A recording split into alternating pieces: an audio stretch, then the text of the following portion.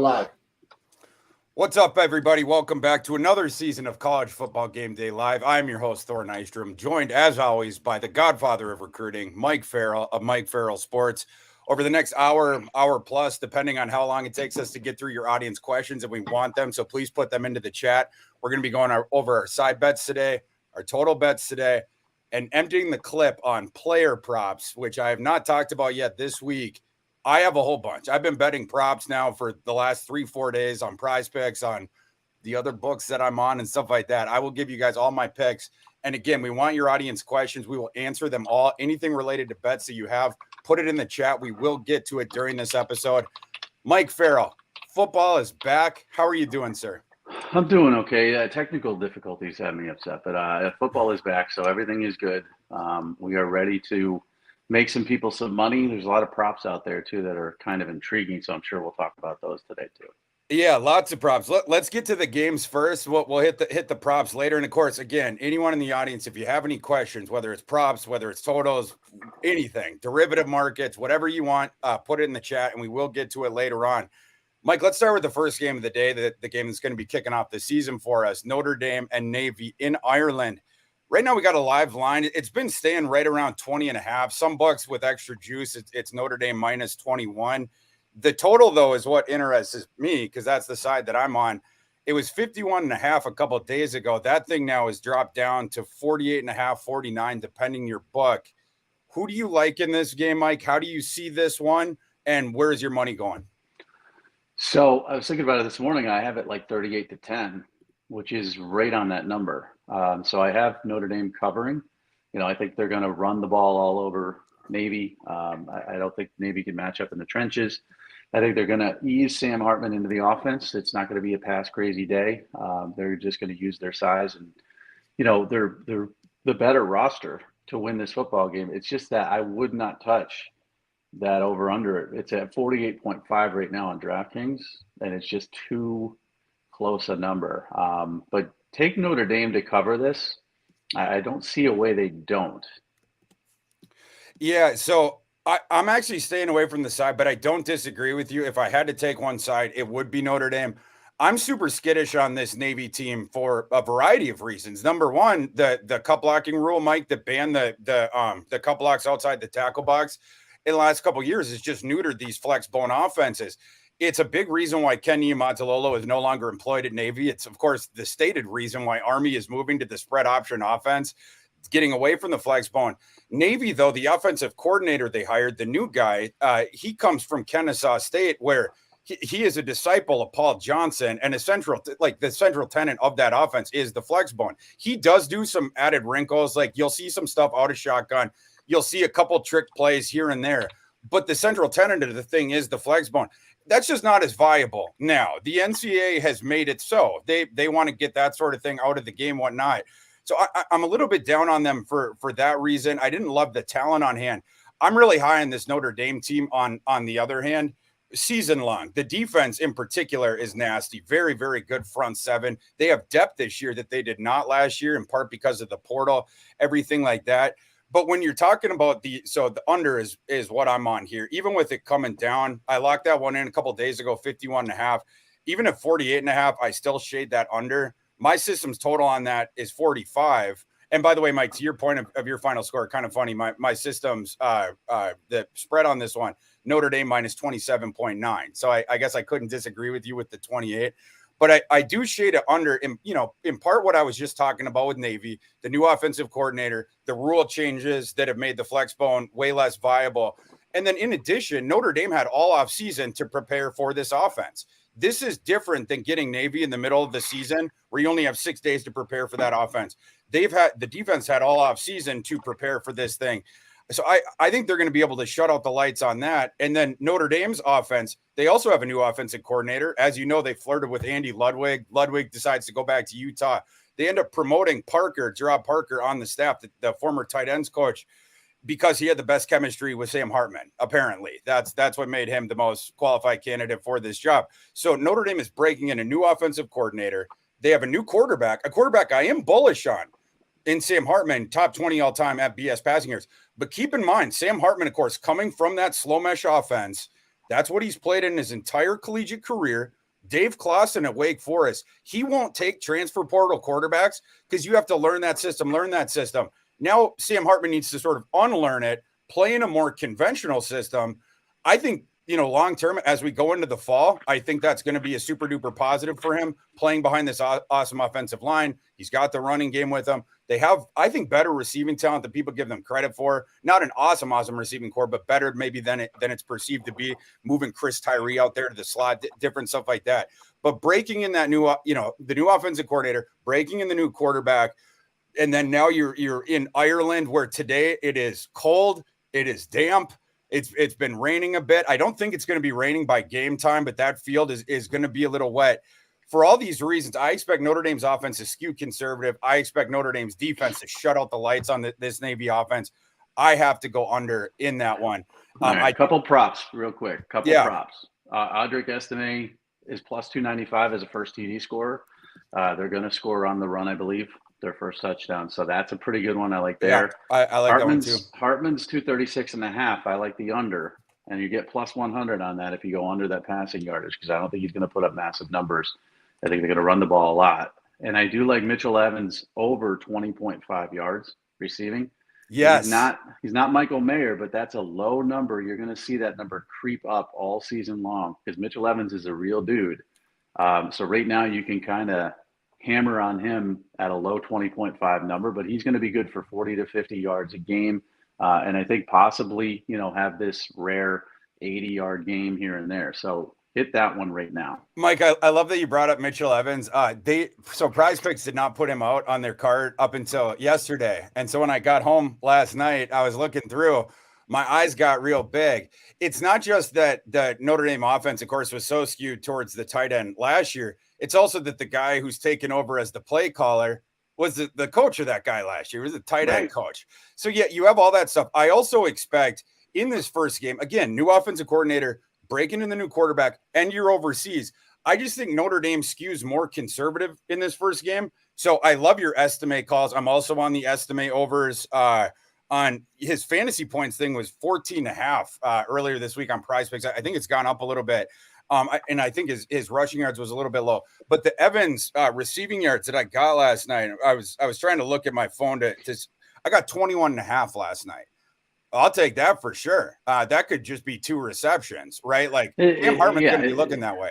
He's going to get over 30 yards. I mean, it's not guaranteed money, because you just never know. I mean, it's new offense, new quarterback, new tight end starter, but Mitchell Evans he's the real deal. He's not Michael Mayer, so that number is going to be low for a few weeks. Now, Estime is 87.5 yards over.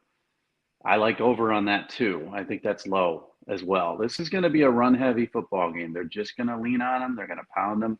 Wear him down. So you could do a lot with the Hartman under and the passing yards, and then, jam the over.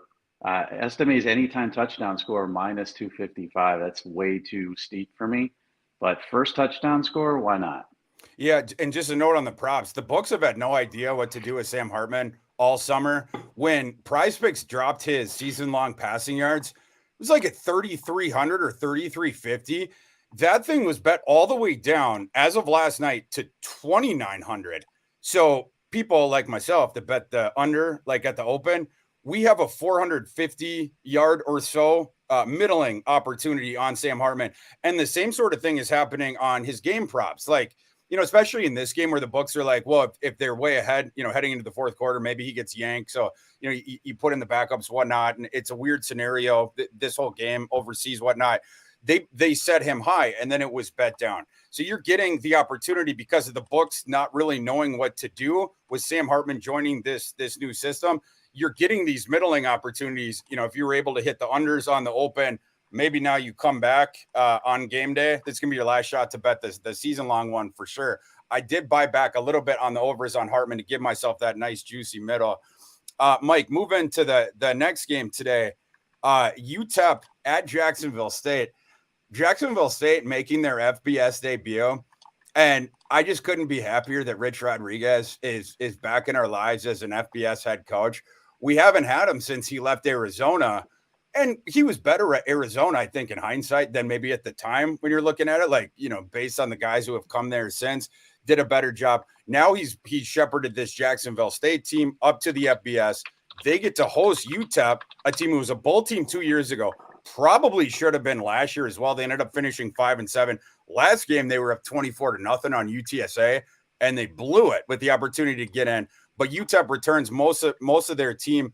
Rich Rod, though, he returns a lot of guys from this Jacksonville State team that improved to 9-2 last year in the FCS.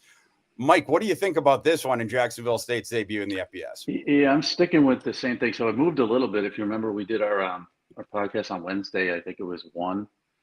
So it's moved to 2. But it doesn't deter me at all. I like UTEP. They have a solid offense. They played at this level. Jack State moving up a level concerns me a little bit. I think Rich Rod is a great coach. I think he's difficult to game plan for offensively. And they run a very, very high-paced offense. So, if I'm taking the side here, I'm going UTEP, and I think that's a pretty strong bet. I think they're going to win this football game. The over is intriguing to me because, again, I think there could be a lot of points scored in this game.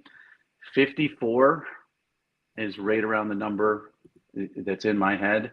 So I don't really think I'd touch it. If I had to, I would go over. But I would stick with the side here and go UTEP. I think they've just got more experience at this level of football. And I think they're a pretty solid football team when it comes to, Jacksonville State having to play their first game up against a team that's not bad. I mean, they've got a pretty good offense. That's for sure. Yeah. I mean, like I said, UTEP returns a whole bunch of experience, 15 returning starters, and it's all the bedrocks of these guys who the last 2 years have raised the ceiling at UTEP. It sounds kind of silly to say because, it was 2 years ago, they were 7-6, finished 7-5 in the regular season, or 6-6, and then they won the bowl game. I'm sorry, 7-6. And then last year we're 5-7. But that is way better than the previous decade plus of UTEP football, obviously. And the guys who got them there, they're all back. Of course, the coaching staff led by Dimmo, that's all intact. But the offense, you have the third-year starting quarterback now, Gavin Hardison, Deion Hankins at running back, Tankins, the sledgehammer is back, Tyron Smith, who they thought they were going to lose to Texas A&M. It's just that his credits didn't transfer. So he, after spending the spring in College Station, he's now back at UTEP, one of the best receivers in that, one of the best receivers really in the G5.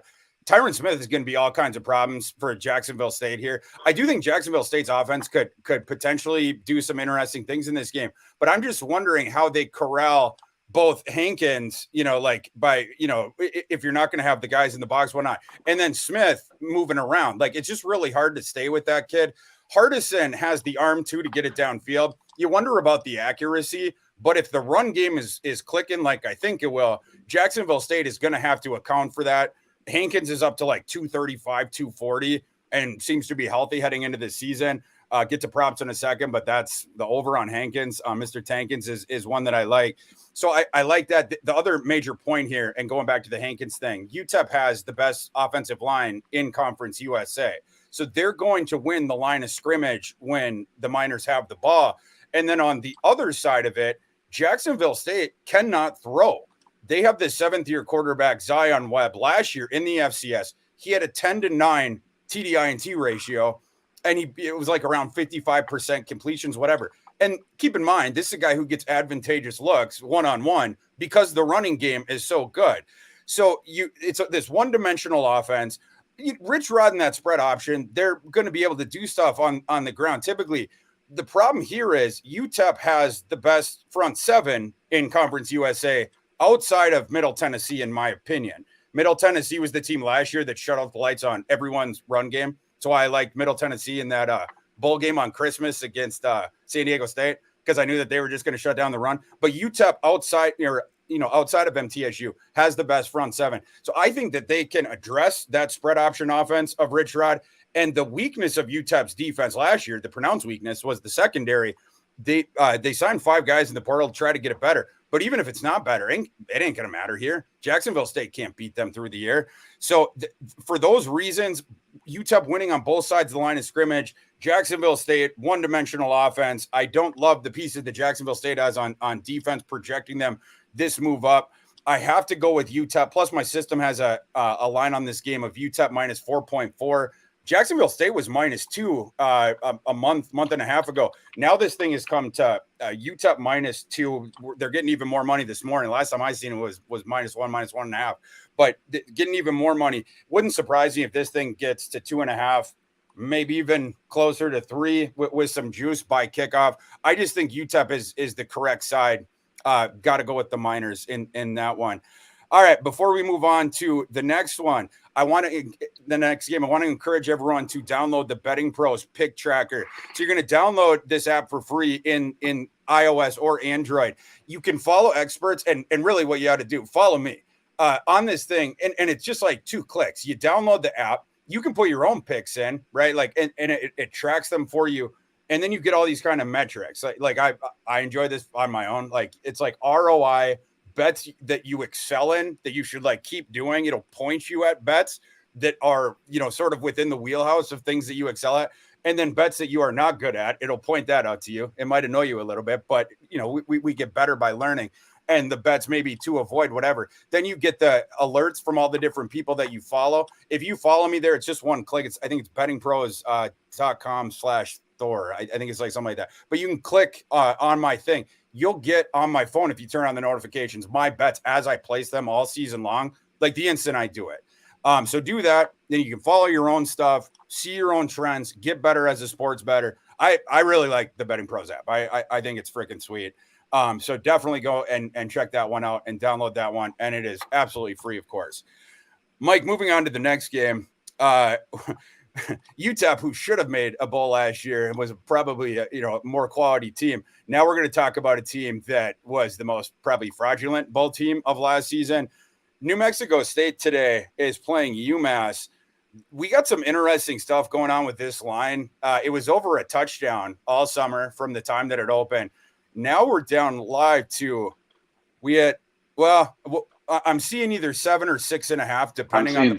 I'm seeing 7. I don't. Is it back up to 7? Okay. Yeah. So it had gone down to New Mexico State -6.5, and now it's up to 7 this morning. So we're seeing some interesting things with that line. The total on this one, Mike, you got a total 45. 45 is what I'm seeing. 45. Yeah. Interesting one here. Jerry Kill's team being the team I was mentioning, the fraudulent bowl team of last season. But, Mike, I'm curious what you think of this game, season kicking off. 2 old school coaches, Jerry Kill against Don Brown. What do you think about New Mexico State and UMass? I'm definitely not ever betting UMass. And I know, we talked about it on the podcast earlier this week about how ridiculous New Mexico State's bowl berth was. And I know you love doing that, so I'll let you go into the Lamars and the Valpos of the world and all that stuff. I'll let you go into that stuff. And Liberty, the Hugh Freeze less Liberty. But that being said, I still cannot in any good conscience take UMass to cover anything. They're the worst team in college football. I love Don Brown. I think the second time around for Don Brown isn't going to be as good. But he's gonna help this football team, but they're just so bad roster wise. I'm laying 7. If you get 6.5, jump on it like crazy. But I'm laying 7. I think New Mexico State is going to win this football game. I think it's going to be ugly. I think it's going to be a very low scoring game. I would tend towards the under, but I like the side better. I'm taking New Mexico State with their fraudulent bowl appearance last year. Even with that, they're going to be. I mean, UMass. If you bet on UMass, you deserve everything you get. Everything you get. So do it if you want to, and just lose your money. But they're just not a good football team. They're the worst football team in the country. I agree with that. UMass is 133 out of 133 in my preseason power rankings. And my system does show a little bit of value on New Mexico State here. I have a line on this one of Aggies -9.1. So, theoretically, you're getting about 2.5 points of line value. I'm just skittish on this game, and that's why I'm staying away. And it's mostly, Mike, because what we talked about earlier this week of how fraudulent New Mexico State is. Last year they start out 0-4, Jerry Kill's first season. They end up the season going 7-2. They go on that tear to reach the bowl game against Bowling Green. Then they end up winning it. But again, going through the opponents they beat last year: Hawaii, New Mexico, the aforementioned UMass, FCS Lamar, Liberty during that 4-game losing streak when Hugh Freeze was negotiating with Auburn. Then they got the waiver, New Mexico State did, to play FCS Valparaiso in week, I guess, 14 it would be technically. They beat them. Then they get another waiver to get into bowl season, with the less than however many FBS wins. They played Bowling Green, and they beat Bowling Green. Bowling Green was a terrible team last year. Those are the 7 teams that New Mexico State beat last year. Now they don't return a ton of guys on defense. That's one of my concerns. They do bring a lot of guys back on offense. They could have kind of an interesting offense. What's going to be interesting here is last year, UMass, they're as you know, Mike, Don Brown likes to bring guys up, likes to send the blitz from various different angles, different stuff like that. They had a pretty good pass rush last year, and they had a better pass defense than you would think.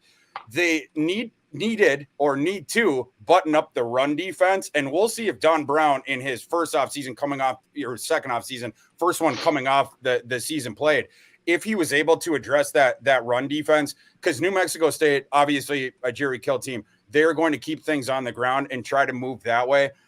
So that'd be the sort of the case for New Mexico State. But I think UMass, they bring back, I think, 15 starters. They have a lot of guys back. Jerry Kill talked this week about how that Don Brown defense, he doesn't like to play. It gives him a lot of trouble, different stuff like that. Part of the thing of just bringing the heat. Diego Pavia is going to have to be ready for that. And Diego Pavia doesn't have a great arm. So, they're going to, ostensibly have some free shots on Diego Pavia here. He's going to have to make some plays. I don't trust him as a thrower. You can get some free shots downfield, one-on-one shots against Don Brown defenses. Diego Pavia doesn't really profile as the guy to take advantage of that. He's more the scrambling around kind of a guy. So for all those reasons, I have to pass on this one. System says there's a little bit of value on New Mexico State, but I don't trust New Mexico State. I think there's a chance UMass could be a little bit better this year with all the guys that they brought back. Don Brown and Jerry Kill know each other very well, going back years and years. So that thing could conspire to make this score a little bit closer, with the around 7 points. I just got to pass on it. I do have a couple props on it, though. I like the Diego Pavia, the over on his fantasy points. This game is like I said, this game could end up being a little bit closer. Last year, I mentioned UMass did have problems containing the run. We'll see if they're able to have buttoned that up here over the offseason. But Pavia is a scrambler first and foremost. So, I think, they're going to do things to try to take Brown's defense out by directing the ball this way and that, having the multiple ball carriers, stuff like that. I think Pavia can get some rushing yards in this game. That would be one prop angle I'd look at. Prize Picks last night put up the UMass starting running back, K'Ron Adams. They put him up at low 50s yards. That one I'd probably stay away from. But those are the two I like in that one. And I'm remembering that I forgot to mention my props in the UTEP game. I like the Tyron Smith over 5.5 receptions. I got the Tyron Smith 69.5 receiving yards earlier this week, like the over on that too. I think that thing has come up. Last night, I think it was 74.5, something like that. But I think Tyron Smith has a big game against Jacksonville State. I also had the over on Gavin Hardison, passing yards 215.5. That thing has come up a little bit. It's at 220 right now. I'd still go over on that one just because he can push it over the top. And then Deion Hankins, I was also over on him, 65.5 rushing yards on Prize Picks. I think that they're going to do work against Jacksonville State's front seven.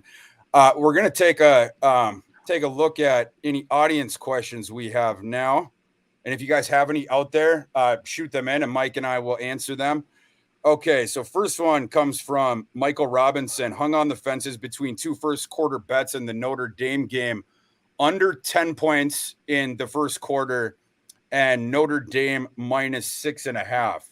So first quarter bets, Mike. Yeah, total of 10 in the first quarter and then Notre Dame minus 6.5. Any opinion on that one? I'd go under the 10 in the first quarter. Obviously, I know it shouldn't matter, but, overseas distractions, new offense for Notre Dame. I think they're going to run the ball. If you get one stop there from Navy, you could stay under. I don't think Navy's going to score in the first quarter, so I would go under the 10. And then Notre Dame minus 6.5, to me, in the first quarter is too high. I would go under that as well. I think it's going to be a slow evolving game, and I think they're just going to wear them down. I think Navy's going to come out, hang in there for a quarter, and then just get worn down and worn down and worn down. And that's where you're going to start to see the attrition and the numbers go up. And eventually they're going to, cover that spread by just, the late third quarter, early fourth quarter wearing them down. But I would take the under, and I wouldn't take Notre Dame minus 6.5. I would actually take Navy plus 6.5. But I don't like the line in the first quarter. If I had to pick one of those, it's the under 10. Yeah, I'm going to stay away from the side of the first quarter, but I'm with you. I'd shade under that 10 number for all the reasons I specified before, liking the under for the total game. But also, when you're just talking about the first quarter thing, I agree with you. I think there's going to be a little bit of a feeling out. Plus, there's going to be rain earlier in the day in Ireland. So, the conditions are expected to be damp and cool, like I was mentioning before. And I just think there's going to be a feeling out process. You have new offensive coordinators on both sides of the ball. Obviously, Sam Hartman moving into this new system, moving to Notre Dame. Then the game's overseas. It's like, like in a lot of sports bettors, like the guys that bet college basketball. I don't personally, but I follow them on this. In the Final Fours, a lot of times you'll bet the under in the first half. The idea being that most of the players on those teams and those college teams have never shot the ball in those huge arenas. It changes your depth perception, changes different stuff like that, where you need to get a little bit of time to get it down. And typically in the second half is where you can see a little bit more scoring in those games. But it's sort of the same thing here, where you have a lot of new pieces on both sides of the ball, including the guys calling the shots on offense. And then you're taking this game over to Ireland, where it's going to be cool and damp all day. I think there's going to be a feeling out process at the beginning. And keep in mind with all this stuff, again, can't impress it enough with over-under bets, especially week 0 and week 1. The new clock change rules, where the clock is going to keep running after first downs outside of the last 2 minutes of each half. That's going to cut roughly 5%, give or take, like in the aggregate amount of plays and time from each game. That's just going to be burned off the clock. So, consider that as well. My overall total on the Notre Dame Navy game was 45, but yeah, I'd shade the under on that 10. Next question from our friend Mike Huseman. Mike, do you guys have any advice on Gavin Hardison throwing or rushing props? I do. I'll kick this one off. I do like his over in that game. He gets Tyron Smith back here. Jacksonville State does not have a good secondary. I think that's going to be a problem. I also like Hardison's ability to push the ball down the field. And if Hankins can start hammering at Jacksonville State's front, like I think he can behind that really, really good UTEP offensive line, Rich Rod ain't going to have a choice but to try to move guys up into that box to try to stop that. The thing I don't trust about Hardison is his accuracy, but I actually like that kid's arm. He can push, and the NFL does too. They actually have a draftable grade on him heading into the season, which surprised me, but he can push it down the field. I hope he worked on the accuracy over the offseason. Maybe it'll be a little bit better this year. But either way, because of the constitution of the offense, you get those free shots downfield, and he can push it down there. So I like the Hardison over on the passing yards. The rushing yards, no, that would be a pass for me. But on the what did I say before, Mike? I got 214.5, I think, before 215.5 on Hardison. I think that's up to 220.5. Even there, I'd still play it over. So I'm going over on the Hardison. Yeah, I wouldn't touch the rushing. I mean, 3 of his last 4 games last season were negative rushing yards. And he did come on strong at the end of last season, other than the New Mexico State game, 280, 244, 293, consistent improvement there. So I do like the over in passing. I would never touch the rushing. Yeah, we're not going to touch the rushing one. The next one is from, is that Don New Amsterdam We Trust, I think. I don't know what that is. I don't know what that is either. Would you take under 44.5? Well, he's got to be talking about the he's talking about UMass, New Mexico State, right? It's yeah, and I would take the under. I think it's going to be a really horribly played football game. There's going to be turnovers. And I've got 45 live right now. I would take the under. But again, if you're asking me what I would take, yes. Am I betting it? No, I'm not touching that. It's too low. For me, it's a stay away. My system is almost dead red on that one. My total on that one is 44.5. So it's right around there. And then there's some factors that I feel I can't know in advance that are going to inform whether that one goes over or under. I talked about a couple of them when we were going through the game. For instance, does UMass, does their run defense get any better? I trust their pass rush. I trust their pass defense as much as I can. It's just like different stuff like that. So for those reasons, I have to stay away. I don't see any value there. And yeah, I just think that's sort of a high variance one. So I wouldn't touch on one. I think there's better over unders and there's better value overall on this board. You want to go through. Kevin Bisciano says, who do you think is winning the Heisman? Oh, this is an interesting one. Mike, let me ask you a two-prong question. Thank you for the question, Kevin. Let me ask you a two-prong question. Number one, give me your front runner, the guy that you think, and then give me a couple longer shots, because that's, I think, what people are interested in. Is there anyone heading it, before the season kicks off? Is there any longer shots that I can put my money on that might have a shot in this thing? So, the favorite, of course, betting wise, is Caleb Williams. We haven't had a repeat Heisman winner, since the 70s. Bryce Young missed, some time last season, and that kind of just ended his chances. I think Caleb Williams could get dinged up this season. I know it's hard to predict injuries and all that, but he's not the biggest guy in the world. He does a lot of freelancing. He does a lot of platform stuff. He extends the play. If he gets hurt in any way, shape, or form, he's not going to repeat. And odds are he's not going to, just based on history.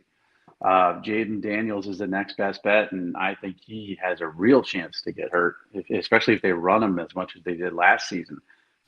So, when it comes to long shots, this is going to sound crazy. Jordan Travis isn't crazy, so that doesn't sound crazy. That's my first one. He's plus 1,600. He's on a Florida State team that's going to win a lot of football games. They're going to be in the national spotlight. He's going to put up good numbers. He's got a lot of weapons on offense. And if they do win 11 games, and make that push towards the playoff, he's going to get a lot of attention. The other one, Marvin Harrison Jr. at plus 2,000, is a little risky. We don't have wide receivers win this very often, but Devonta Smith did. And you don't know who the quarterback's going to be. It's still up in the air. I think it's going to be Kyle McCord, but you're not sure. But him plus 2,000 it's a good one to put a little bit down on. I wouldn't go crazy. The crazy one is Cade Klubnik, because we don't really know what we're getting with Cade Klubnik. We saw him a little bit last season. He's very up and down. This is a 5-star kid out of high school, a lot of talent. And the reason I'm saying this is because Clemson's going to win a lot of football games, just like Florida State. Will Shipley is going to put up great numbers on the ground. He doesn't have the greatest wide receiver group, but the quarterback is always the focus. So if they, come out of the ACC, if they win 11 games, if they go to the playoff, he's going to put up good numbers. Garrett Riley's a better offensive coordinator. We saw what he did last year at TCU. Better. Yeah, we saw what he did last year at TCU. And I just think he's kind of the sleeper. But if I'm putting money on this, it's Jordan Travis at plus 1,600. That's the one I like. He's got experience. He's got the weapons. Florida State's loaded. They have a chance to go to the playoff. I've got them as a playoff team. So Jordan Travis is the one I would mash. I like the Klubnik one for sure. If you can turn Max Duggan into a guy that plays in the national title game and gets drafted, as far as I'm concerned, you walk on water. Cade Klubnik and Will Shipley and the talent that they have is better than what TCU had. TCU had the one singular guy, a receiver in Quentin Johnson, which you put that ahead. But you look across the board with the rest of it, this Clemson offense has more talent. And again, we saw what Riley did last year with that TCU offense, just totally turning it around. They were going to go with Chandler Morris initially, and then it was in the third quarter or whatever in the Colorado game in the opener. Then they go to Dugan, and then they just ran it out to the national title game. Kind of crazy. So I do like that one. That guy knows what he's doing. Of course, that runs in the genes. A couple of my longer shot guys. One guy who was a longer shot earlier this summer, no longer is Quinn Ewers. I just think Texas is super frisky, and I think they have a decent shot to upset Alabama in week 2. And if that happens, Quinn Ewers is going to wake up the next day, number 2 on the odds boards, Heisman odds boards behind Caleb Williams. So those would be a couple I tossed, but going deeper, I wouldn't touch the Ohio State quarterbacks. Ryan Day and them are saying that they're going to platoon McCourt and Brown coming out of the gate. I don't like that. That would be a data point in your Marvin Harrison thing. If they're platooning quarterbacks for a little bit and they don't know what they're doing, but Marvin Harrison's still going off. It's got to be sort of an aberration season for a wide receiver to win. That's only happened once in the last 25 years, I believe. Of course, was Devonta. But that could be an aberration if Ohio State can't figure out the quarterback thing and Harrison is still dominating. I like Drew Allar at 2,500. I've got him. Yeah, 25-1. That's a kid who has NFL ability. And I'm not talking NFL ability like Trace McSorley and Sean Clifford. I'm talking like that guy's got an NFL gun. They can do different stuff with that offense that they haven't been able to do these past couple of years. Plus, you bring Fashanu back on an offensive line that's going to be really, really good. And then you have one of the better backfield tandems in the nation, led by Nicholas Singleton. That offense is going to be real good. And their defense, they got a ton of guys coming back on defense. That is a super duper salty defense. With the Heisman stuff, I think it's 21 of the last 25 years, 21 to 20 to 24, it's one of the two, have been won by quarterbacks. It's always won by a quarterback whose team had 3 or less losses. The better, of course, the better odds that he's going to have, making the CFP, whatever. You had the one wide receiver, like I mentioned, you had the 3 running backs. So I'm always sort of skewing towards the quarterbacks, especially a guy that I think potentially could get to the playoff and especially, sort of surprise here. Penn State would be a surprise if they were able to get in. I don't think they're better than Michigan. I do think there is a shot that they're better than Ohio State. And if Penn State only loses one game during the regular season, they're going to have a shot. And if Allar puts up big stats during a kind of season like that, really good chance that he is in New York. Those would be a couple guys I'd toss out. I also wet my beak a little bit on Bazooka Joe Milton. Do I trust Joe Milton? Not necessarily, but nobody trusted Hendon Hooker a couple years ago. Virginia Tech didn't even mind that they were losing him. Nobody thought he could throw whatsoever. I used to call him, there's like the idea of a dual threat. He couldn't throw at Virginia Tech. He was a one threat, and then Hypo turned him into a guy that ultimately went in the 3rd round, even though he had a torn ACL, and I'm not going to play this year. Joe Milton, his problem is not physical ability. He's one of the most physically gifted quarterbacks on planet Earth, in my opinion. It's the reading the field kind of stuff like that. But in Hypo's system, of course, you cleave the field in half. You know who you're going to go to before the snap most of the time. I'm going with him just as it's another 25-1 shot. Just have a guy deeper down the board. Those would be a couple guys I'd toss out. If you're going to look at the Alabama one, interesting thing we've seen in the odds, Jalen Milroe's odds have crashed down.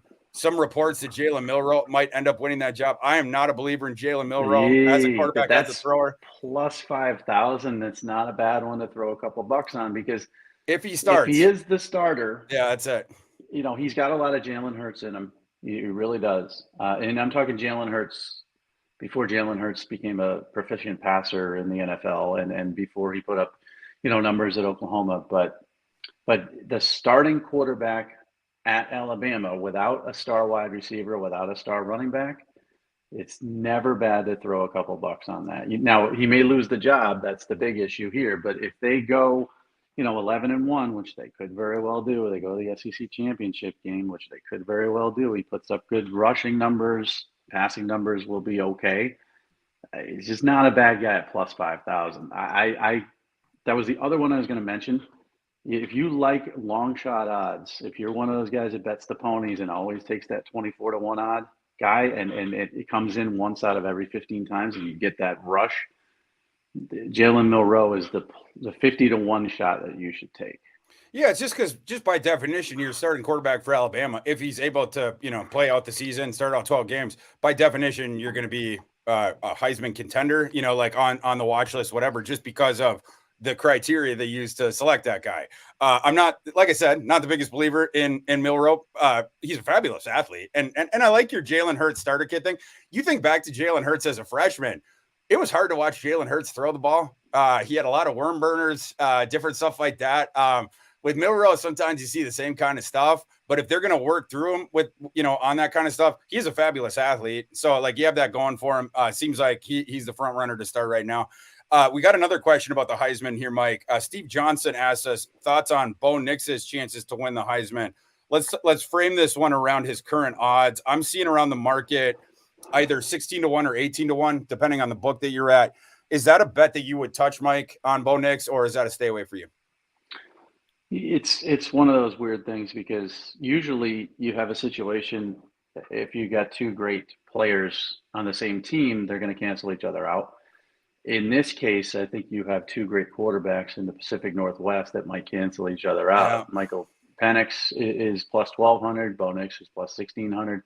They're both going to put up really good numbers. Nix was impossible to really defend before the injury, which limited his mobility greatly. Um, you know, I just think, first of all, West Coast guys, Caleb Williams won, of course, but that's USC. We've got the billboards of Bo Nix like we have for Joey Harrington and all that stuff. I mean, they're going to push him out there. But I think if Penix has a good season and Bo Nix has a good season, we're going to be like, who do we want? And they're actually going to split the votes, and they're not even on the same team. So I wouldn't touch Bo Nix. Yeah, I don't necessarily disagree with that. Yeah, I mean, Pac-12 last season, you have some awesome quarterback play there, and it'll be interesting to see how that gets differentiated, especially when a lot of the voting blocks on the other side of the country, different stuff like that. Some of these games are late. It's a dying conference. You wonder about one of those two guys to win it is going to have to differentiate himself from the other two. I mean, I'm now tossing Caleb Williams into this. You have to differentiate yourself from Caleb. Presumably, in that case, it would be through wins and losses. I don't even want to throw an injury possibility into the ether. And then you also have to differentiate yourself from the other of those two Pacific Northwest guys that you were talking about. Certainly, there's a shot. I'm not the biggest believer in Bo Nix, which is why, him being 2, 4, 6, 7, he's the seventh guy on the board right now. Interestingly, Mike, he's one spot behind Michael Penix on the consensus odds I'm looking at. So, they group them together even here on the odds boards. I would look elsewhere for some of the value. We tossed out Klubnik is right around the same odds as Bo Nix. I like him a little bit more, like that team more. Seeing what Garrett Riley did last year. And then if Klubnik jumps up, it's sort of a different thing than Bo Nix doing this in his 8th year in college when a lot of people aren't watching with the late night games, whatnot. That's why I just lean towards like a couple of the other guys. Mike, we didn't mention Drake May, but I mean, you can get him for plus 1,800. Yeah, I mean, like he's right around plus 16. I even see plus 114 on Drake. Yeah, they won't Big win enough vacillation games. odds. They won't win enough games. That's my problem. The Probably defense not. is horrible. I don't think even if they go 9-3, he's not winning it. Certainly not if he gets 8-4. I think you can still win it at 9-3, but you have to be heads and shoulders statistically above everybody else. So just something to keep in mind with that. A couple more questions, and then we'll get back to breaking down the last 4 games on the week 0 schedule, giving out the rest of our props. Mike Huseman asks, Quinshon Judkins worth a Heisman deep flyer? I wouldn't bet on him just because of the dearth of running backs that win this award. Again, it's 3 in the last 25 years, whatever. Because of that reason, I would stay away. But if there was going to be one running back to do it, you'd figure it would be Judkins. Ole Miss plays at the fastest tempo in college football, and they give the ball to Judkins just over and over and over and over and over again. Judkins, is like Zach Evans last year, and Ulysses Bentley was supposed to be the platoon. And Judkins was like, get out of here as a true freshman. He's going to get a metric ton of touches. And there is a shot that Ole Miss is sort of this breakthrough team. I'm bullish on them personally. It's just that their schedule's a bear. But you have a lot of primetime opportunities against big-time opponents where there's going to be a lot of eyeballs on the screen to impress people with enormous performances. I wouldn't do it just because of the position, but I can see where someone might. What do you think about that one, Mike? I wouldn't do it. Obviously the position is an issue as well, and he's probably the best bet as a running back because, the other running backs you see high up on the board are splitting time more so than he is. My issue is, their teams are going to make them throw. He's not going to sneak up on anybody anymore. I mean, he was a freshman last year, and that's one of those things where, Jackson Dart ran a lot. They were very run-heavy offense. You've got a year now to game plan against that, and Lane Kiffin's going to have to adjust. He's going to have to throw the ball more. He's going to have to be more balanced. And you're going to stack the box a little bit against this guy. And so I think his numbers are going to go down a bit from last year. I mean, what do you have, like 1,400 plus yards last year? It was a very impressive season. And I think he's going to dip a little bit. So I wouldn't do it for that reason. They have to prove to me if I'm playing Ole Miss that you could throw the football. And Jackson Dart doesn't scare me at all. So I'm stacking the box. I'm stopping Judkins. I'm going to make it throw. Then I'm going to capitalize on that if you can't throw the football. So I would stay away from him. Yeah, Jackson Dart certainly needs to throw better this year if he's indeed going to be the quarterback. I still don't know what Spencer Sanders is doing. Spencer, like you can transfer again, right? You're a grad, right? Like you really want to be a backup your last year. But anyway, Jackson Dart has improved this offseason. I thought that when Spencer Sanders transferred there that he was going to win the job just because Jackson Dart was so bad last year. But we have gotten consistent reports since the spring. Jackson Dart has improved. Yada yada, certainly knows the system better. I think they've worked on his mechanics as well. He had some hide the women and children throws last year where it was like, well, like avert the eyes, I should say, like where he was missing high, he was missing low, he was, outside, it was like the major league Leslie Nielsen as the umpire. He was just all over the strike zone, hitting people in the backstop, whatnot. The improvements there hopefully would unload the box for Judkins, but we'll see on that one. Mike, just two more questions about the future market we got, and then we'll get back to the games.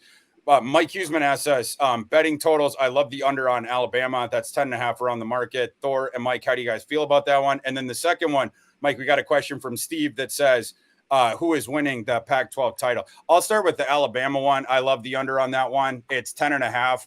I don't love Alabama this year. I've made my thoughts known about Milroe. It just is what it is. They're going to have a hard time passing. The receiving core wasn't very good. Anyway, their offensive line is way down from its heyday. They do not have a Jahmyr Gibbs at running back now. They're going to have ostensibly a platoon led by Jace McClellan. And I expect their defense to take a step back. That's only natural after you lose Will Anderson, Brian Branch, Toto, Byron Young, Helms, et cetera, et cetera, et cetera. So I would go under on that one. As far as the Pac-12 championship, I hate to go chalky here, but I have to. I like USC for that one. Just so much firepower. And one thing I'll say, I get people being super skittish on USC's defense. Believe me, I get it. I watched it too last year. But this year, if you look at their depth chart, Mike, that just came out, the most recent one, what's really interesting is they got a whole bunch of guys that were starters last year that are now number 2 on the depth chart. And it's not just transfers that push some of these guys downstream. It's also, they got a couple of true freshmen that they like. The one kid, the linebacker, I was just learning about him yesterday, was talking about him with a buddy. The kid from Louisiana that his name is like Tackett. Hold on. I got Tackett Curtis. They love this Tackett Curtis. He's been getting a lot of hype out of camp and stuff like that. They keep bringing him up. He has pushed a starter down, a true freshman kid. Whole point being, there is a shot that USC's defense could get better. There's also a shot, of course, the turnover luck goes the other way and it goes down. But I'm at least bullish on the idea that they identified the problems and they went out and got new guys and they pushed some of these starters that struggled last year downstream. I think they at least have a shot there. So that's why I'm going to go with USC. Of course, they have the nastiest offense in the nation. Mike, who do you like in the Pac-12? I'm not. So back to Alabama, I like the under as well. I was going through the positions. I don't have a quarterback in the top 50. I have one running back in the 35 to 50 range. I don't have any, Ja'Cory Brooks is in the 35 to 50 range at wide. It was really astonishing to me going through every position and not having an Alabama guy in the top 5 because I'm so used to doing that. And there really weren't any. Dallas Turner, of course, is, but beyond that, it was just the roster is down. The defensive secondary probably get a little bit better because they didn't cover very well last year. But Brian Branch is do everything guy that's going to hurt quite a bit. So I like the under there. And Pac-12, I'm going with Utah because of a balanced football team. And I know, we don't know what Cam Rising's health is. We don't know if he's going to play in the first game against Florida. We don't know this, that, and the other. And the quarterback situation behind him is really, really scary. So if he isn't the guy, it's an issue. But their running back room is loaded. Their nasty offensive line. Their defense can run everywhere. They just run to the ball. They make plays. They're tackling like crazy. They remind me sort of an Iowa type of defense, where they're just going to be technically sound, always be in position, and be opportunistic. And I don't believe in the USC defense. Tackett Curtis, Mason Cobb, Jamil Muhammad, Jack Sullivan, Kyron Bars, lots of new guys, Mike. All these transfers, that's great. There's talented guys for sure. Caleb Bullock's probably the best safety in the country. but Alex Grinch is still the defensive coordinator, and everybody says, well, he inherited this group last year. Well, he fell apart at Oklahoma every year. They give up too many points. If the offense doesn't, go on all cylinders, and they should, Dorian Singer, Brendan Rice, Mario Williams, on and on and on, and Caleb Williams, of course. And I love Austin Jones as a running back nobody's talking about. But if they don't put up 45 a game, they're going to lose a few. They couldn't stop Utah last season at all. I don't think they're going to be able to stop Utah this season at all. I've got Utah winning the Pac-12 again. And that's tough to say because Washington's coming off a double-digit win season. Oregon State is tough. Oregon is supposed to be rising a little bit. USC, of course, has all the talent in the world. But the team that is the most balanced from offense to defense, that doesn't rely on a crazy wide-open offense, doesn't rely on a turnover luck like USC had last season, the solid team with the solid coaching that's going to win football games is, to me, still Utah. So that's my team. So let's move on. Anyone in the audience, keep asking the questions. We'll get back to the questions at closer to the end of the show. But Mike, let's get back to today's games. Okay, well this is the one that I'm most excited to watch today. San Diego State minus. Are we at 2.5 around the marketplace right now? 2.5. Hosting the Ohio Bobcats. Rourke, our boy, coming off of injury. We'll see how he looks. My system's spread on this game is San Diego State minus 6.2. Might give you an indication of where I'm going. But Mike, what do you think about this game? I like the opposite of you. I mean, I'm going to take Ohio getting the 2.5. His prop on this for passing for Rourke is 233.5. Extremely low. I know he's coming off injury. I know we don't know how good he's going to be, but I do know that I think this is going to be, a game where, either Ohio's offense is going to be extremely effective and they're going to put up points, or they're going to come from behind and he's going to have to sling the ball all over the place. So to me, I'm not in love with the side. I do like the over. It's 49.5 right now.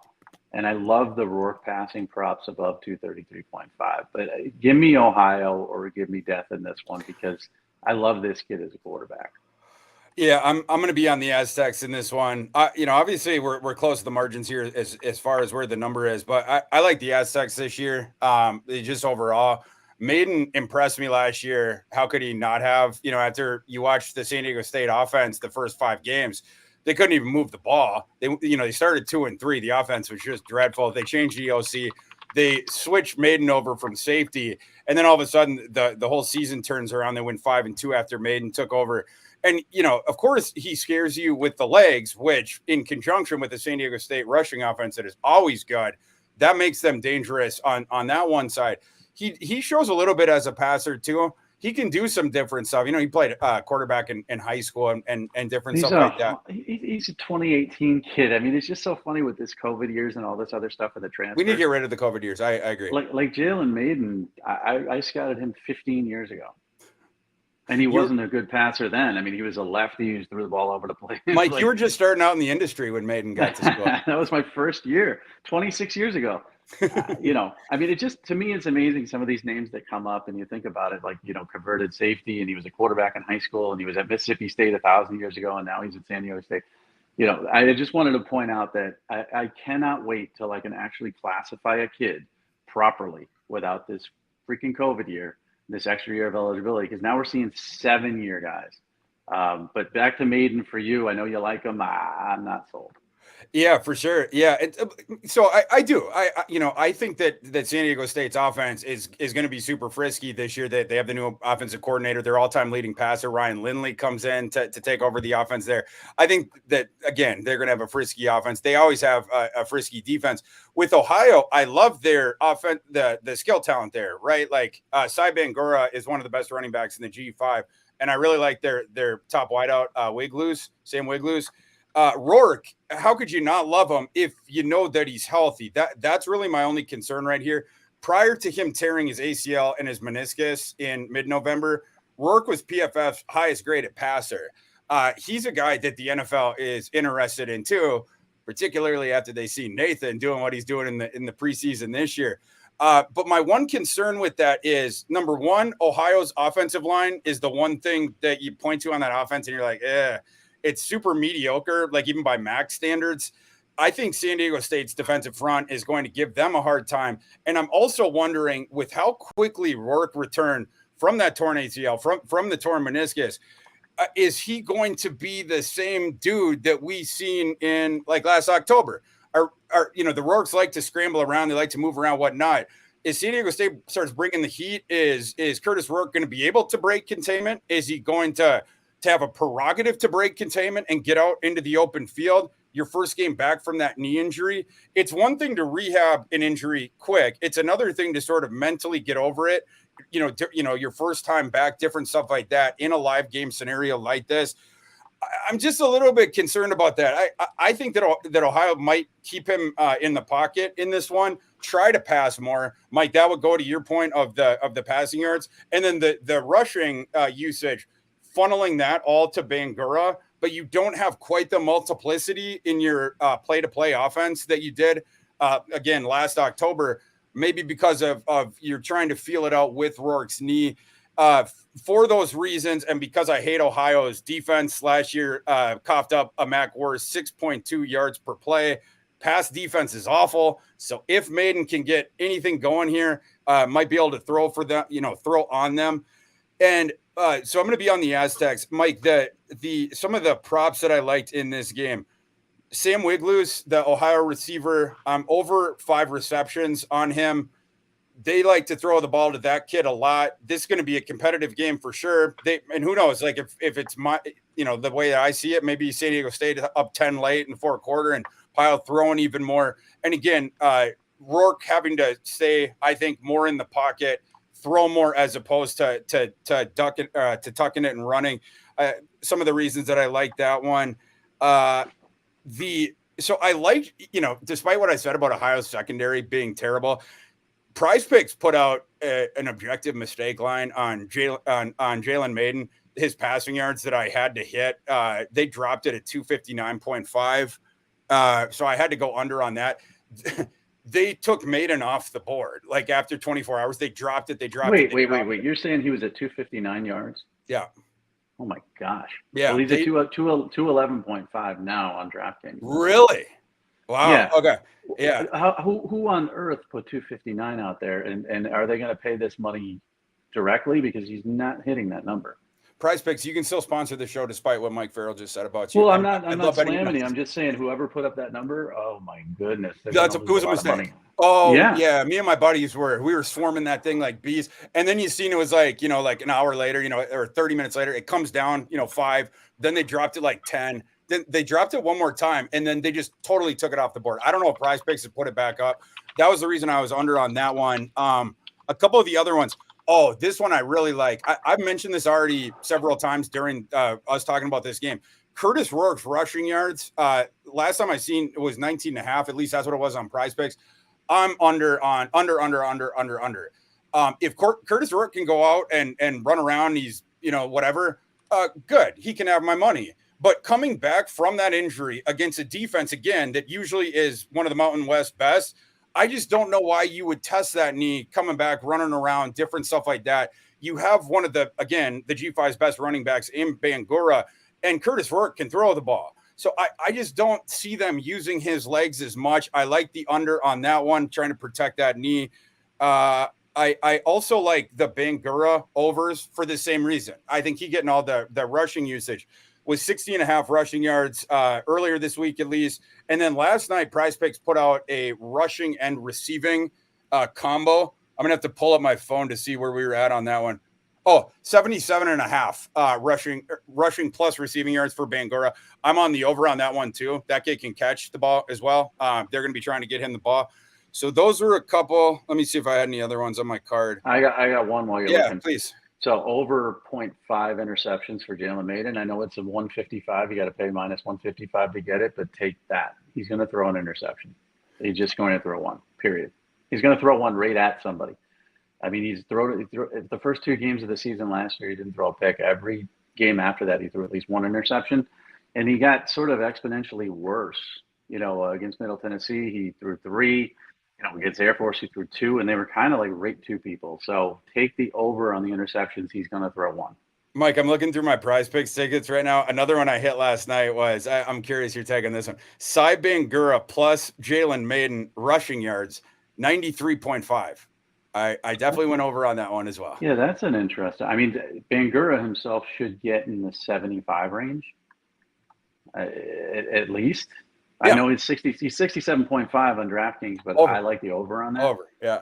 And Maiden, I mean, yeah, he's definitely gonna. I mean, Ohio's defense stinks. It's the weakness of the team. Like Maiden's gonna do some stuff. They don't even have a rushing number for Maiden on DraftKings, simply because they don't want to lose money. I mean, they have Rourke 15.5, but they don't have Maiden. So yeah, that's a pretty safe one too, I would say. Yeah, and just 2 other ones just to empty the whole notebook here. I went over on Ohio, one of their secondary receivers, but is listed as a starter on their first depth chart. Miles Cross went over on the 36.5 receiving yards for him. I faded the one guy so I'm fading the rushing yards for Rourke, but I'm also fading Jacoby Jones, one of the other receivers. I went under 44.5 on him. So that's what we got for that one. All right, Mike, moving on to the next one. We have our highest profile team of the day here, USC. Right now, we at 31.5, depending on where you look, maybe to San Jose State, rolling out the red carpet for the Spartans. My system has USC minus 34.5. What do you think of this one, Mike? I like USC. I mean, it's at 31 right now. It just fell from 31.5, so it's fluctuating.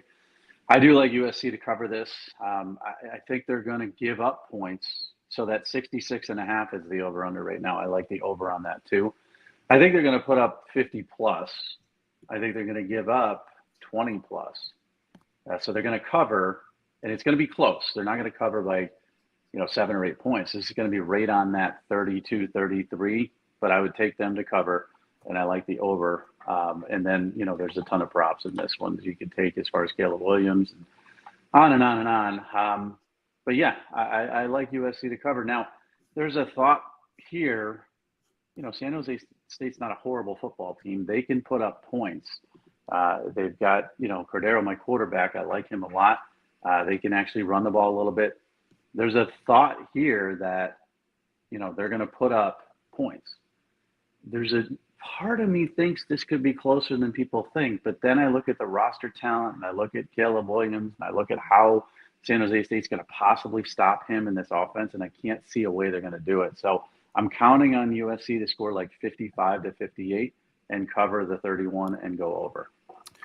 Yeah, so I'm gonna stay away from that side, even though my system's showing maybe a field goal line value on USC theoretically. But yeah, I want to see that reconstituted USC defense first. I just do, because I seen the last year defense too much. And I do think this San Jose State offense potentially could give it problems unless all these new guys are, immediately way better at tackling, et cetera, than the last one. Because what San Jose State's offense does, it spreads you out. It's a high efficiency thing where they're just trying to go away from where your defensive numbers are, put the ball in space, and then force you to tackle one-on-one. They don't turn the ball over. They don't get explosive plays either, but it's just like nicking you with paper cuts. The USC defense missed so many tackles last year. Again, I just need to see a proof of concept before I'm going to trust them against an offense like this. Part of the reason why this is a prop game for me, I'll bring mine up in a second, but I think San Jose State is going to be able to move the ball maybe a little bit better than some people think. And I'm certainly not going to bet against the USC offense ever, particularly in this case against the San Jose State defense. Returns only 5 starters, and they lost like their best players. Fehoko being, the number 1 guy, 4th round pick in this past draft class, but on the other, was obviously their best pass rusher, one of the G5's best pass rushers. On the other side, Cade Hall was a really good pass rusher as well. Just numerous contributors that they lost.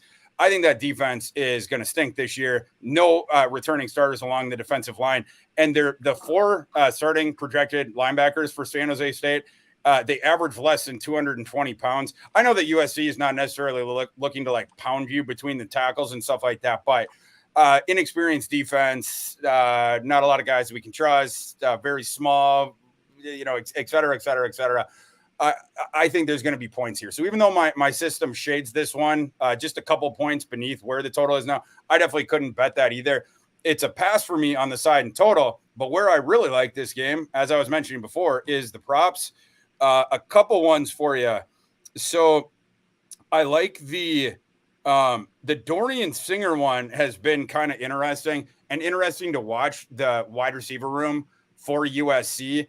Like initially it looked like Singer could be, second receiver on the team, maybe even the third target, depending like when we started camp.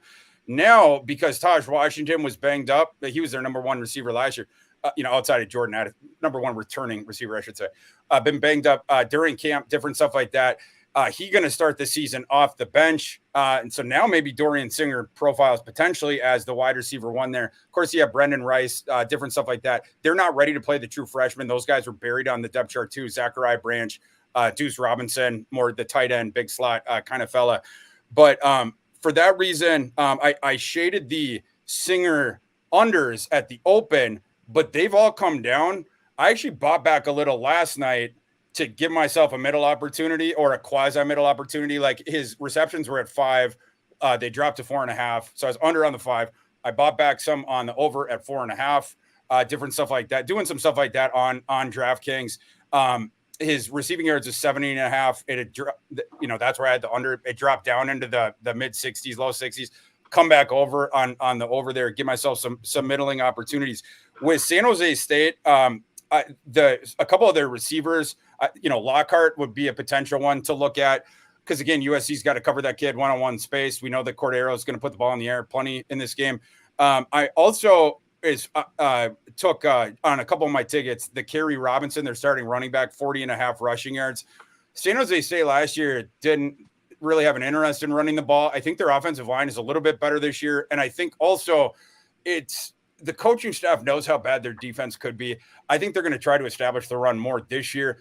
Obviously, Mike, as you remember last year, everyone could run on USC. It's one of the reasons that Utah had their way with them. So the 40.5 yards seems a little bit low to me. I'll go over on that one. And then the reception ones for San Jose State, depending on where you are, the numbers you can get there, it's potentially something to look at. Because, again, it's just paper cut. The yards, I'm not sure, but the receptions will be there for those guys, the completions for Shavon Cordero, etc. Mike, was there any props that you liked in this one? There's a weird one. I mean, I don't know if I like it. Let's get weird. I mean, Kyron Ware-Hudson is the only guy, and I'm on DraftKings right now, the only guy who's got a receiving TD prop, and he's plus 170 over 0.5. I don't know why. Like, where's Singer? Where's Mario Williams? Where's Rice? Why him? Yeah, and he's like, he's not a starter, but he's going to get a lot of it. He's going to get a lot of targets. So I would take over if you're getting plus 70 on that for him to score a touchdown. I mean, Caleb Williams is obviously going to throw quite a few touchdowns. He's at 3.5 as far as his over under. I wouldn't take the over, but he could throw 4. So and passing yards is 313.5. So here's the thing, this is a defense that's not going to be able to handle these guys. They're going to want Caleb Williams to come out and have a big game. But when are they going to yank them? So I would take under 313.5 as far as passing yards. They're going to want him to put up big numbers. I get it. And if I were leaning on take under 3.5 touchdowns, I think he throws for, 290 and 3 scores. But I think he's out of this game, pretty early. They do not want to chance him getting hurt against San Jose State. It's the reason why I stayed away from all the Caleb Williams ones, just because I don't know when they're going to pull him out, and different stuff like that's what's going to inform whether that thing goes over or under. I like one more where I know the guy's going to play 4 quarters, and then I can, just even Steven handicap the thing out. That one gets a little bit harder for me, despite my trepidations about the San Jose State defense. If USC gets up to a big lead and they're, gouging them on the ground with your boy Austin Jones, different stuff like that. I mean, he could just come out a little bit earlier. So, yeah, that's why I stayed away from some of the Caleb Williams ones. Mike, before we talk about one of my favorite sides of the day and big underdog, before we get there, want to encourage everybody, join Betting Pros' college football betting contest at bettingpros.com/college. Monthly giveaways in that contest, and it's totally free to join. And so we're giving out monthly prizes. We're also giving out a grand prize to the season-long winner. the contest, it's based on ROI as opposed to volume, which is how it works in real life as well. So I would encourage everyone to do that. Come and compete against me. Come and compete against the community. Show how good you're going to do betting college football this year. Again, that link one more time for the Betting Pros is College Football Contest of 2023, bettingpros.com/college. All right, Mike, let's get into it. Hawaii traveling across the ocean and across America to Vanderbilt in a revenge spot, Mike Farrell. Last year, they kicked off the Timmy Chang era. They got annihilated on their home field, 63-10. Now Hawaii goes back to Vanderbilt. Vanderbilt, their stadium is in the ends behind the end zone. It's still under construction. Can people get in? What's going on there? There's going to be dust. I don't know what's going on with Vanderbilt right now. But at a 17.5 number here, Mike, the fighting Timmy Changs going to Nashville. Who do you like in this one? Hey, we discussed this earlier. I haven't changed my mind at all. I mean, we talked about this on Wednesday. I like Vanderbilt. I like Vanderbilt big. I mean, 17.5. So at the time when we talked Wednesday, it was 17. So it's gone up half a point. It hasn't moved exponentially. I know you're more bullish on Hawaii this year, obviously, than last year, but everybody's more bullish on Hawaii because they were just awful last year. But, Vanderbilt absolutely just destroyed them last year on the road. Now you got Hawaii coming across the country. You got time change differences, all this stuff. I know Hawaii played a little bit better down the stretch, but I went into those numbers on Wednesday. They're horrific in every category, especially defensively. They're one of the worst teams in the country. And I know Vanderbilt's not the team that you want to lay a lot of money on. But they're feeling themselves a little bit. 5-7. Clark Lee just came out this week. He's kind of insulting people. Think a 5-7 season's a good year for us. I know they lost, Anthony Orji. I know their defense isn't that great, but I'm taking Vanderbilt to cover the 17.5, and I know you're the opposite. I am, yeah. I'm taking those points with the Rainbow Warriors. In part, I really like what I seen from that team down the stretch last year. They got decked in their first couple of games. After that, the last 11, Hawaii went 9-2 against the spread. Part of that was because Brendan Schrager, the quarter or Shager, I would mispronounce that one. Shager, Brendan Shager, the quarterback for Hawaii, started out awful. He was 0-4 TDI and T rate in the first 3 games of the season. Over the final 10 games, he had a 13-6 TDI in T rate. It at least gave them an element of the pass. Hawaii, they got a really, really good running back, just out of the box. Tylan Hines, who's coming back. Last year they had a couple of them. This year, Tylan, he's going to get even more touches. 7.6 yards per carry last year, and this kid can do a whole bunch of different stuff. Can line him up in the slot, move him around the formation, different stuff like that. He's on the smaller side, but a dynamic kid. He was a player of the year coming out of high school in Texas. Ends up at Hawaii, and Hawaii has a sneaky good offensive line. Last year, they finished number 19 in offensive line yards, and they return over 100 career starts along that offensive line. So I think Hawaii going to win on the line of scrimmage battle. I think Tylan Hines is going to have a very big game. And on the other side, I don't love Hawaii's front seven, of course. I don't know how you could, speaking to the defense like you were mentioning before. I actually quite a bit like Hawaii's secondary. They brought back a bunch of guys, and then they go out and they get Cam Stone from Wyoming, a kid who's on the preseason Defensive Back of the Year award watch list and different stuff like that. Wyoming's defense was awesome last year. He was one of the reasons why, as a cornerback. Hawaii's secondary is pretty good. I think Hawaii's secondary could give AJ Swan and Vandy's receiving core here some problems. And I'm just not sure what Vandy's going to do as far as running the ball. This Patrick Smith, we'll have to see him. Obviously, Ray Davis, who I think is an NFL talent, he transferred to Kentucky over the offseason. So I don't think Vandy's going to be able to run the ball quite as well. And then you're mentioning how bad Hawaii's defense was last year. Vandy's defense was just as bad, if not even worse. 124th last year in scoring, 36 points per game allowed. The pass defense was particularly bad, 126. I think Hawaii looks to get Tylan Hines the ball in space. They got to break tackles. I'm also on the overs of both the Hawaii receivers because I think they were just set a little bit low. I'm also on the over of Shager as far as his passing yards go. Mike, a couple other stats for you. Hawaii 6-1 against the spread in their last 7 last year as a double-digit dog. Vanderbilt, you look at their last 6 games as a double-digit favorite, 1-5 against the spread. Vanderbilt has also not been very good under Clark Lee at home, 3-10 against the spread, and 0-3 against the spread as a double-digit fave. I got to go Hawaii on this one. Revenge spot, fighting Timmy Chang's, coming out the gate strong. I'll give you guys a couple of the numbers that I have on props, and then Mike, hop in if you had any other ones. Braden Shager's passing yards, 215.5. It was earlier on Prize Picks. I think that one I seen last time was up to 220. I'd still go over on that. Vandy's secondary, they didn't do anything to address it. Hawaii is going to be able to throw. And I think Shager is going to get a bunch of layup freebie yards by just tossing the ball to Tylan Hines, wherever it is, leaking out of the backfield in the slot, like I mentioned, just manufacturing touches for him. You get the free yards. And then the other two receivers that Prize Picks had out, Panoke and let's see, who's the other one? I'm scrolling through my tickets. The other one, I went over on both of their fantasy points and their yards. I just thought that they were a little bit low. Mike, did you have any prop angles on this one, or should we move to the next one? Well, if you can get Hines, I don't know what number it is, rushing, receiving.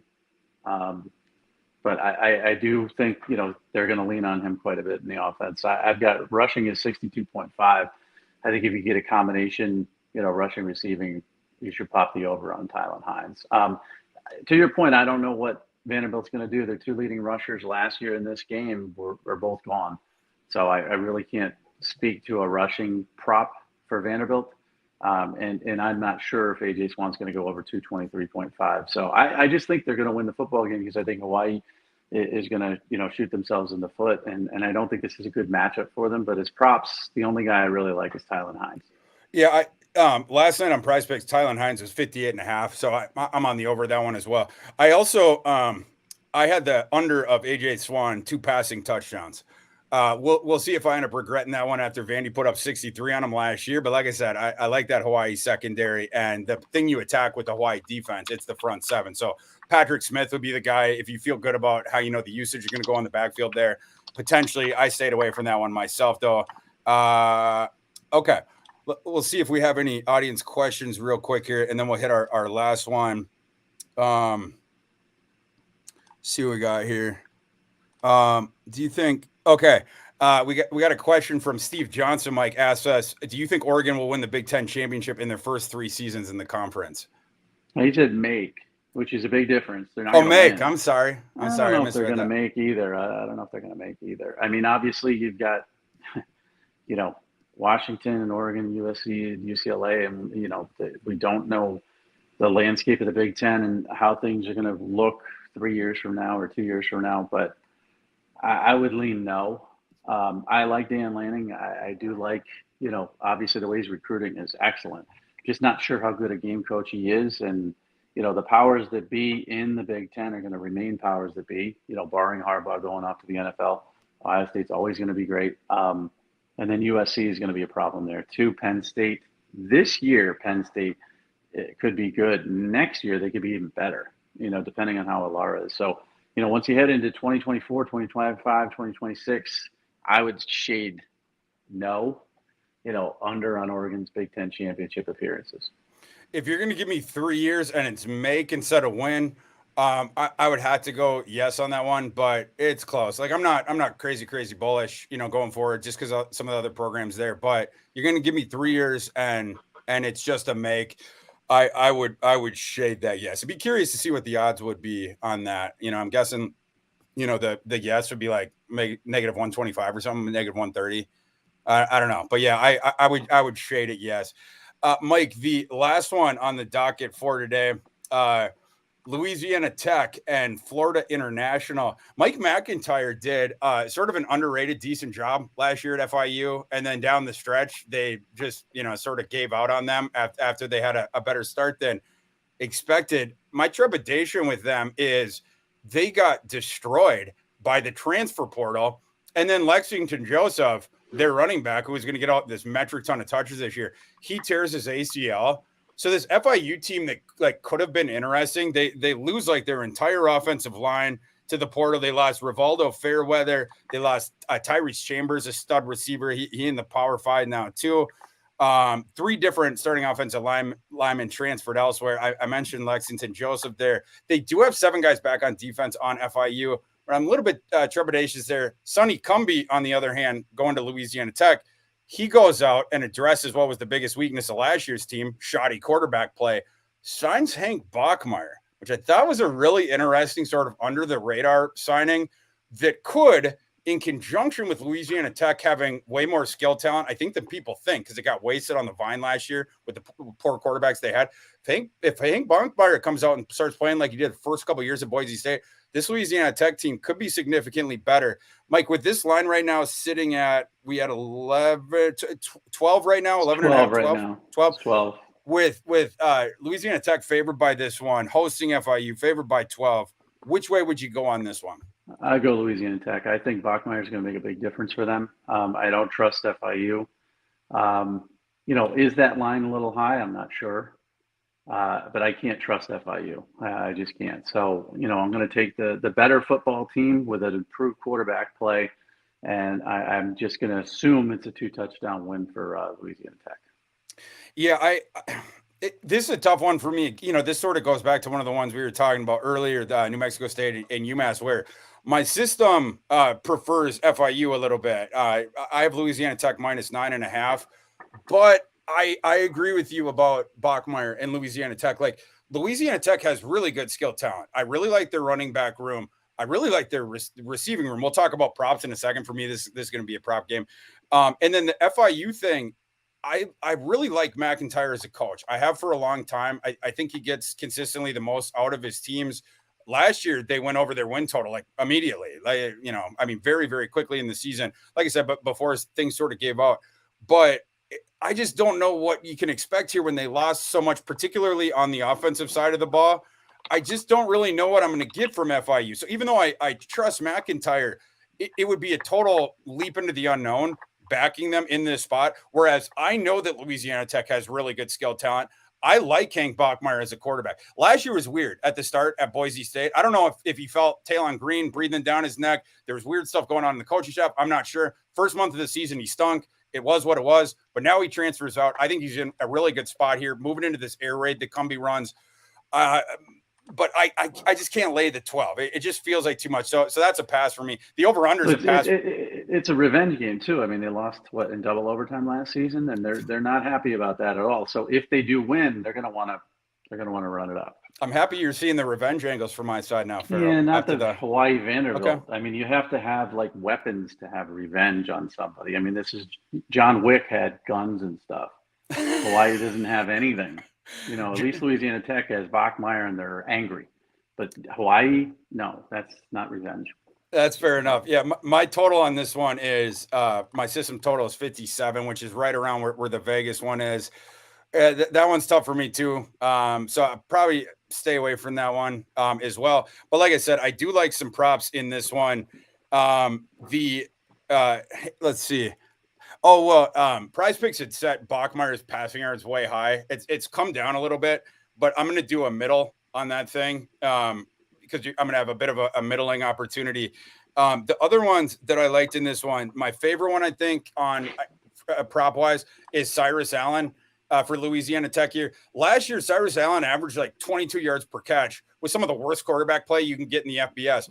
Hank Bachmeier, he can push the ball down the field. Cyrus Allen is a super explosive receiver. His catches were at 4 on Prize Picks before, and his receiving yards was, I don't know, mid-50s, low 60s, like something like that. Those were two that I looked at in terms of playing the over. His fantasy points were fairly reasonable as well. Harris on the other side is probably going to be more the volume guy. But again, the skill set for Cyrus Allen shouldn't have flowered out last year based on the quality of quarterback play. It started to anyway, and now you got a guy that can actually take advantage of it. So that's a guy I think you might be getting a discount on just because we haven't seen him with Bachmeier yet. So I ended up going over on him. Mike, any for you there? No, I don't like the props on this. I'm not touching them. And the only thing I was considering was Grayson James rushing yards, but I'm not going to go on that. Yeah. And, one thing, if you're looking at the Grayson James thing that I should mention, Louisiana Tech brings back 8 starters on offense. And again, I really like the talent there with Bachmeier, et cetera, but they only bring back 4 on defense. So Louisiana Tech's defense stunk last year. So you're probably not too concerned that they sloughed off some of these guys, but it was a bad defense, doesn't have much experience. I don't really know about all that stuff. I think they're going to probably be bad again on defense. Last year, they gave up 37.9 points per game. did Louisiana Tech. So it is possible here for FIU to carve out some offense. McIntyre, can typically sort of figure stuff out like that. And I do think a lot of that usage, of course, is going to go through Grayson James, especially while we're still trying to figure out what is the running back rotation going to be, who's going to step up as the wide receiver one with Chambers out the door. You can't go to the tight end as much anymore with Fairweather out the door as well. So we could see, but they could have offensive line problems too. But I don't know that Louisiana Tech could take advantage anyway, because their defense is not going to be good. Mike Farrell, look at the time. We have reached almost noon Eastern time here, which means that we are out of time. Thank you, everyone who joined us today. Remember to check back every single week on Saturday morning. Mike and I will be with you live for 90 minutes, just like we did today, running through the cards, the props, everything like that. We're going to have much deeper ones going forward. Also, make sure to subscribe to the Betting Pros podcast. Mike and I are doing a midweek podcast every week this coming year, where we try to give you guys the information sooner in the week and try to point you to a couple sides. And then, of course, on the Saturday one, we'll dive deeper. We'll get into props. We'll take your questions just like we did today. Thank you so much for joining us for our week 0 maiden voyage here on College Football Game Day Live. And until next time, for Mike Farrell, I am Thor Nystrom. Let's cash some tickets.